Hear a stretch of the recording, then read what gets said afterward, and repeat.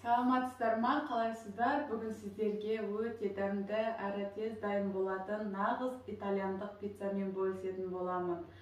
Ең алдымен менің каналыма тіркеліңіздер, ұнаса комментария қалдырыңыздар және де қоңыраушаны баса кетіңіздер. Бұл итальяндық пиццаның жасалу барысын осы видеоның соңына дейін қарау барысында біле аласыздар.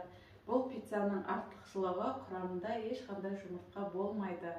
Менің рецептімен жасап көріңіздер. Сіздермен болған мен Гүлжанар.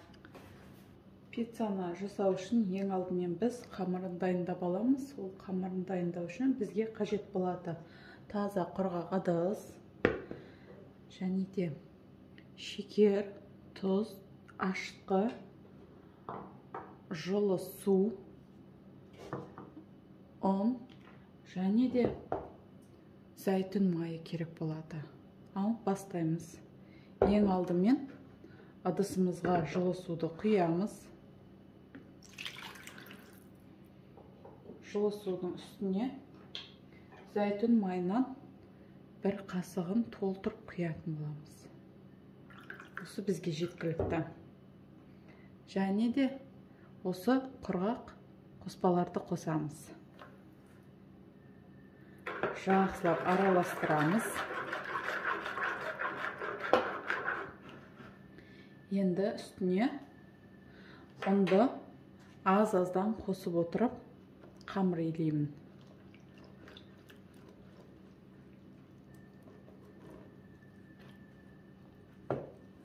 Бұл бізге 2 пицца шығатын қамыр дайындаймыз.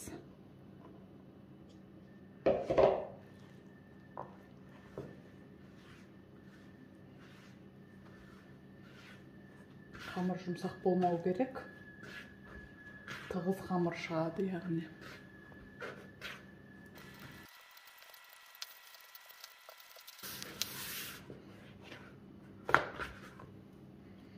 Қамырдың тығыздығын қараңыздар.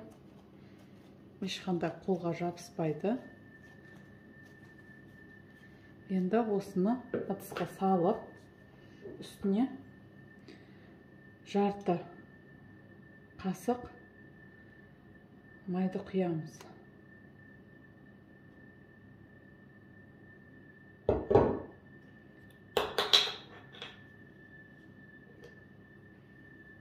Жарты қасық майды құйдым. Енді барлық қамырдың барлық шетіне осы майды жағып шығамын.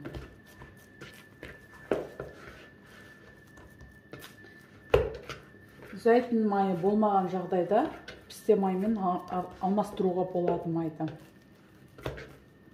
Бірақ зәйтүн майымен нағыз итальян пиццасы дайын болады. Міне енді қамырды 30 минутқа демалдыруға қоямыз. Бетін пищевой пакетпен, не болмаса осындай крышкамен жауып жарты сағатқа қойып қоямыз. Қамырымыз көтерілгенше соусын дайындайтын боламын. Бұл соус енді болғаны жақсы. Егер болмаған жағдайда үйде кетчуппен жасасаңыздар болады, бірақ өзінің соусымен пицца өте дәмді шығады. Ол үшін бізге қызанақ керек болады. Мен қызанақ үйдегі қатырылған қызанағымды қолданайын деп тұрмын. Оливки май керек. Орегано. Бұл приправа бізге өте дәм береді. Пиццаға өте дәмді болып шығады. Сондықтан болғаны дұрыс. Және де тәтті паприка. Тәтті қызылбұрыш. Бастаймыз. Ең алдымен қызанақты блендерге салып аламын. Жақсылап езіп.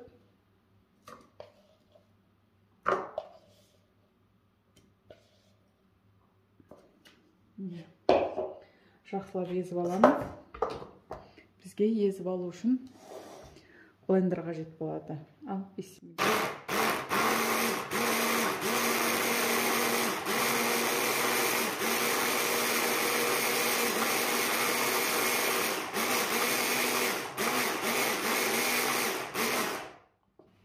Қызанақты езіп алдым.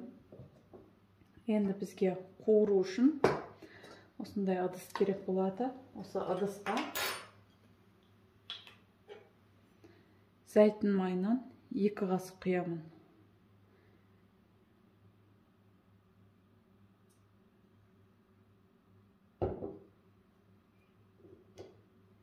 Және де жаңа езіп алған қызанағымызды саламын.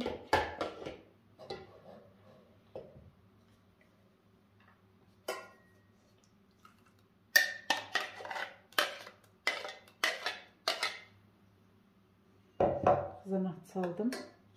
Үстіне шай қасықпен толтырып, 1 шай қасық тәтті паприкадан қосамын. Және де тура солай 1 шай қасық толтырып орегanoдан қосамын.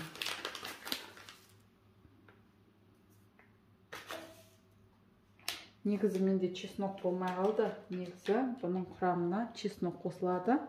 Мен бұйыртса барлығын описанияға қалдырып кететін боламын. Сіздер сол рецепт бойынша жасаңыздар.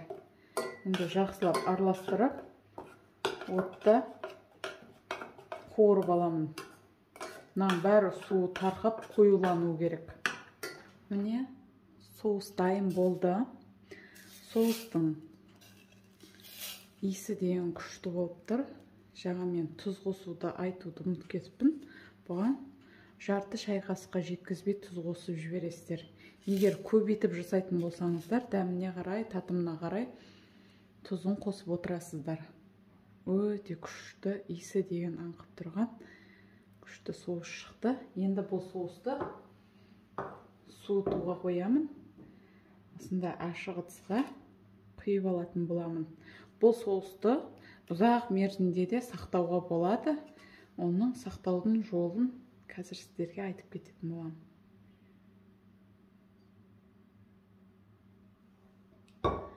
Дәл осы соусты шыны ыдысқа, яғни банкіге құйып, бетіне 2 қасық шай қасықпен пістемай, не болмаса оливки масланы құйып, холодильникте 2 айға дейін сақтауға болады. Бірақ соусты қолданар кезде міндетті түрде таза қасық қолданған дұрыс. Әр қасықты әр нәрсеге араластырып соусты алуға болмайды. Ол кезде соусымыз көгеріп кетуі мүмкін. Сол үшін таза қасық қолданған дұрыс. Міне. Енді бұны пиццамызға қолдана берсек болады. Қамыр ашып дайын болды. Енді тура осы қамырды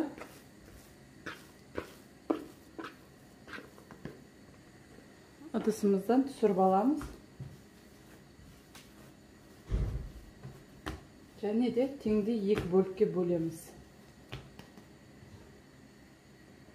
Таразымен өлшеп бөлсеңіздер де болады, көз мөлшерімен бөлсеңіздер де болады. Теңдей етіп 2-ге бөліп алдым. Енді жақсылап осылай домалақтап шарик жасаймыз. Міне, зуала жасадым.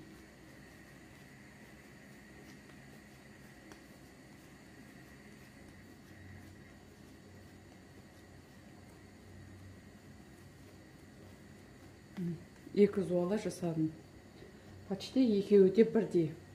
Енді қамырымызды шетке алып, қоспаларымызды дайындаймыз. Сырды теркадан өткіземіз. Мен пепперони жасаймын, сондықтан колбаса дайындадым. Және де соусымыз дайындаған. Соусты алдын ала дайындап қойсаңыздар, қоюланып әдемі болып тұрады. Енді қамырды жайма салдым. Осындай пергамент қағазын дайындап алыңыздар, чтобы сразу осы қамырымыз столдың үстіне жабысып қалмас үшін сразу осы пергаменттің үстіне жайып дайындайтын боламыз.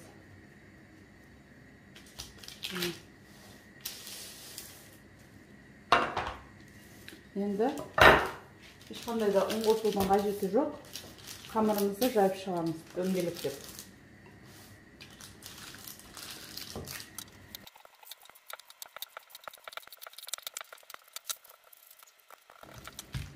Міне қамырымыз дайын болды. Енді шет-шетін осылай қайырып шығамыз. Не бүгіп шықсаңыздар да болады. Не қатты емес, азғантай ғана домалақ форма жасап шығамын.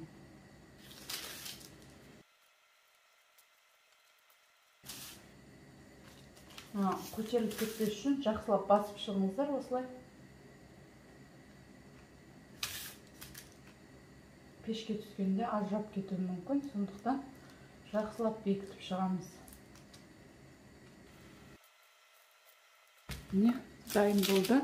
Енді үстіне толтырып, және де жартылай соустан қосамын.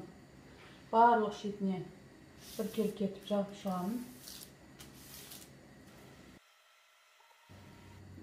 Соусты жағып алдым. Енді үстіне шоркадан өткізілген сырымызды қосамын. Сыр бір шетінде көп, бір шетінде аз болып қалмау керек. Барлық шетін бірде қосу керек. Және де колбасаны салып шығамын. Екіншісінде дәл осылай жайып, осылай жасап шығамыз. Міне екеуінде жайып дайындап алдым. Енді 180 градуста қызып тұрған пеште 13-15 минут аралығында пісіріп алатын боламын.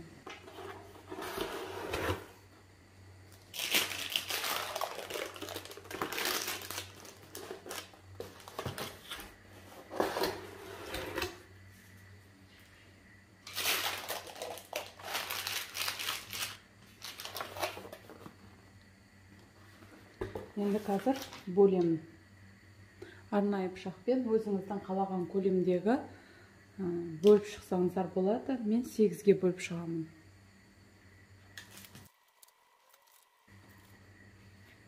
Міне, пиццамыз дайын болды. Пиццаға негізі моцарелла сыр қолданған дұрыс. Сонда созылып әдемі болып шығады.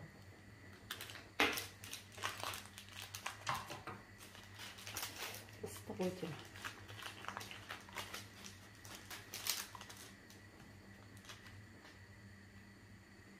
Осылай балдарыңызға ұсына берсеңіздер болады. Ас болсын.